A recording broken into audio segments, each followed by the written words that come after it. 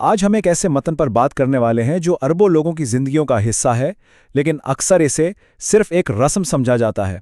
تو سوال یہ ہے کہ کیا یہ واقعی جدید دنیا کے لیے ایک قدیم نقشے کا کام کر سکتا ہے؟ ذرا سوچیں، آج کی دنیا کیسی ہے؟ لامتناہی آپشنز ہیں، لیکن اکثر ایسا لگتا ہے کہ کوئی واضح سمت نہیں ہے، ایک بکھراؤ سا ہے۔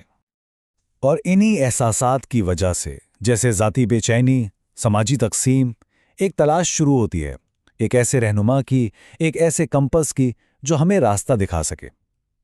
جس لیکچر کا ہم آج تجزیہ کر رہے ہیں وہ اسی تلاش کا جواب دینے کی ایک کوشش ہے۔ تو پھر یہ کمپس کہاں ملے گا؟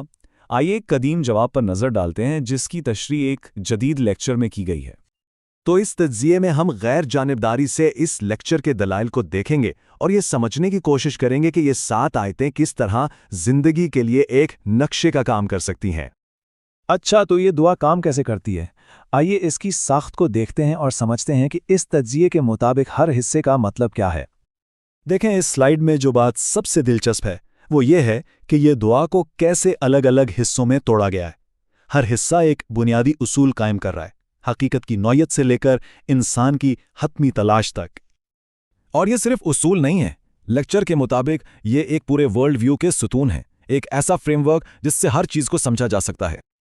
تو لیکچر یہ کہتا ہے کہ الرحمن اور الرحیم سے بات شروع کرنے کا مطلب یہ ہے کہ وجود کی بنیاد ہی رحمت و شفقت پر ہے۔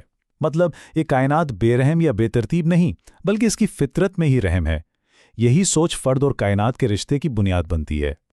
اور پھر آتا ہے یوم جزا کا مالک۔ لیکچر کے مطابق یہ کوئی دھمکی نہیں بلکہ یہ ایک اصول ہے، حتمی جواب دہی کا، یعنی ہر عمل کا ایک نتیجہ ہے جو انصاف اور مقصد کو یقینی بناتا ہے۔ تو دیکھیں، یہ ورلڈ ویو بے انتہا رحمت کو لازمی احتساب کے ساتھ جوڑتا ہے۔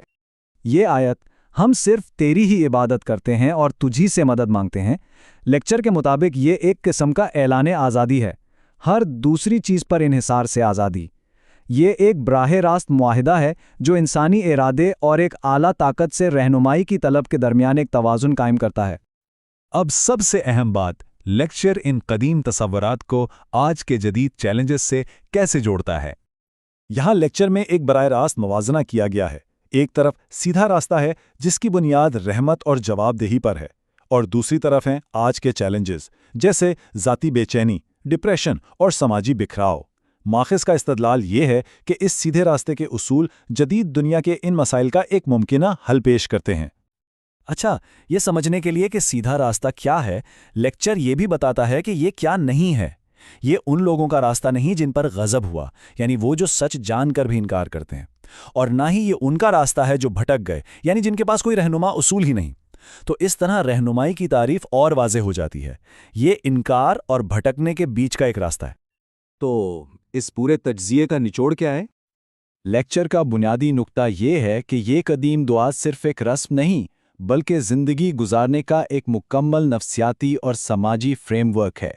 اسے ایک ایسے یونیورسل نقشے کے طور پر پیش کیا گیا ہے جس سے کسی بھی دور میں معنی، استحکام اور مقصد تلاش کیا جا سکتا ہے۔ اور یہ ہمیں ایک آخری سوچ پر چھوڑ جاتا ہے۔